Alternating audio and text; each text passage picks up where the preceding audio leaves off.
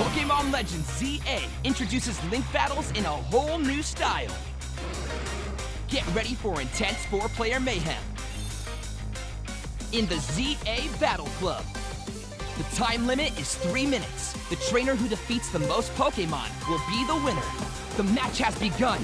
At the start of the match, you can play it safe, go on the offensive, or collect items to power up with. Who knows where things will stand in 3 minutes? Here, Talonflame takes aim and strikes with Brave Bird, but it's blocked by the Steadfast Shield to protect. Gyarados quickly counters with Waterfall. It's super effective. Talonflame goes down. The trainer who defeated it earns 1 point. But there's no time to relax. Ampharos Mega evolves and immediately fires off Thunderbolt. A mighty hit. Gyarados has fainted. When your Pokémon faints, you can still rally and dive back in. This is still anyone's game. These trainers are back on their feet. They decide to switch out their Pokémon. 1.5 minutes left. We're halfway through. Mega Ampharos's battle with Go-Goat is heating up. Whoa! Furfrou barrels in from the side with Hyper Voice. Both weakened battlers go down. That's 2 points at once. The trainer changes Pokémon again and presses on. 10 seconds left on the clock. And this trainer's full up on Mega Power. Dragonite Mega evolves. And it unleashes a raging Draco Meteor! That's all 3 opponents down! A huge upset in the final 10 seconds. Dragonite's trainer takes a clear victory. These furious 4-player battles await you in Pokémon and look moderately better than the Switch 2 versions of Pokémon Scarlet and Pokémon Violet. Of course, this is just a demo, and thus, I didn't get to experiment with draw distance or put it to the test with dozens of wild Pokémon on screen. Back to the demo. One portion of my play session was set in the early game of only the 4th main mission, battling in the ZA Royale. Here I entered a battle zone marked by a red area on the map, where I needed to earn enough ticket points in trainer battles to get a challenger's ticket, which is needed to take part in a promotion match. Winning that promotion match for the ZA Royale would upgrade my rank from Z to Y. We already knew about this core gameplay loop, which I assume will be taken part in repeatedly until we reach rank A and earn the vague prize of a single wish. It's an entertaining enough system where, at night, you roam the streets of a predetermined area to face other starry-eyed trainers. In expected Pokémon fashion, as soon as a trainer sees you, the battle is on.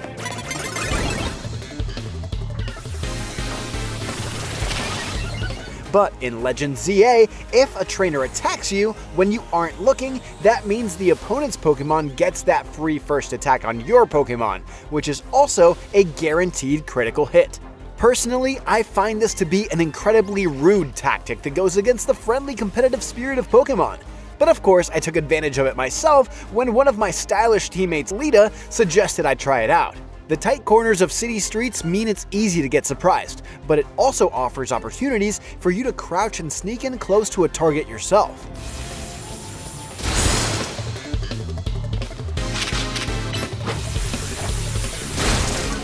Battle begins seamlessly, just like in Legends Arceus, but Legends ZA does away with Legends Arceus' slightly modified version of the core turn-based battle mechanics we're all most familiar with.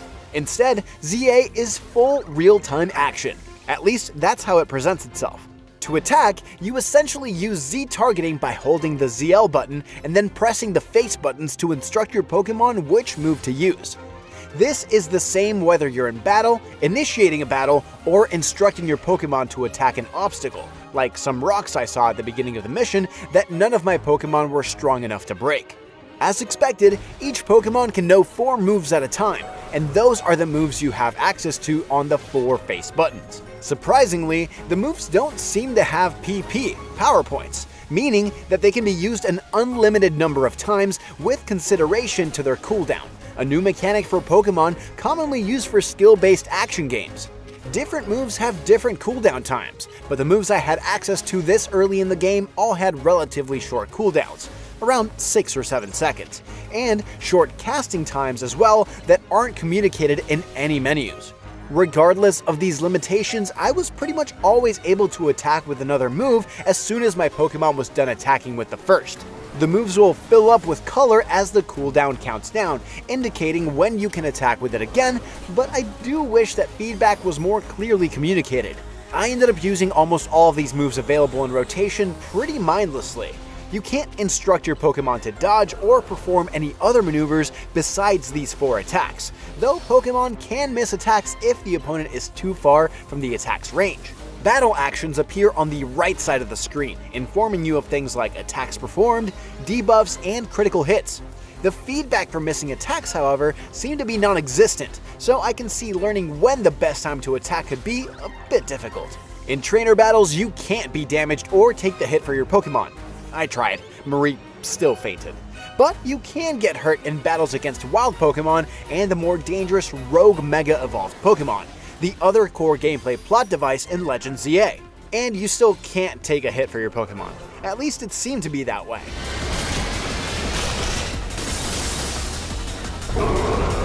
The second part of the demo pit me against a Rogue Mega Evolved Absol after following the dog-like Zygarde 10% form to it as part of another early game mission, this time the 9th. Somehow the small-ish Zygarde carries you up to the roof where Absol is, but apparently your character closes their eyes while this happens as the screen fades out and suddenly you're on the roof. Anyway, this early in the game you don't have the ability to Mega Evolve a Pokemon on your own. So the mysterious Az lends you a Mega Ring, a Lucario, and the Lucario Knight Mega Stone so you can face the Rogue Mega Evolved Absol without getting your butt categorically handed to you. In this battle, you must dodge to avoid the opponent's attacks as Absol is coming for you, not just your Pokemon. I found it a bit cumbersome to balance attacking and avoiding enemy attacks, as you can attack only while you're locked onto a target with ZL, but you can't dash or dodge while targeting. I'm sure this is something I'd develop better muscle memory for as I play more, but it felt odd to have my actions restricted like that. There's also a secondary goal to pay attention to when up against Rogue Mega Evolved Pokemon. You must collect Mega Power Orbs to build up enough energy to Mega Evolve your Pokemon, and keep collecting them so your Pokemon doesn't de-Mega Evolve. Attacking the Rogue Mega Evolved Pokemon forces the Mega Power Orbs out of them, which you then must pick up yourself. It's a pretty clever way to force you to put yourself in danger and use the dodge mechanics. This fight was much more interesting than the trainer battles, as is expected considering all the extra things I needed to worry about besides pressing the attack buttons. Another thing I noticed is that although you can't tell your Pokemon to dodge, they will default to returning to your side when you're not locked onto an opponent. So if you start avoiding the enemy's AoE attacks, your Pokemon will too, as long as you give him enough time to retreat.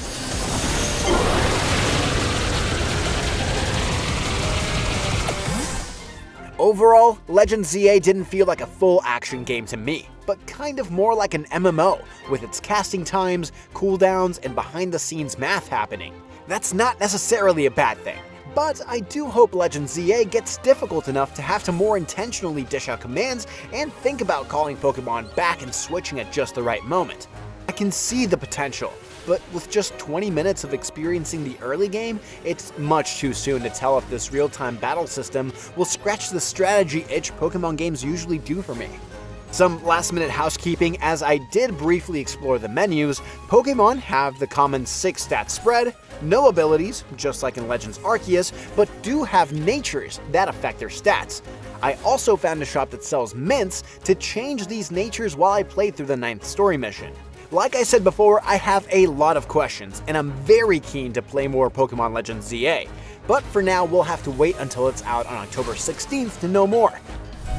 For me else in the world of gaming, stick with IGN.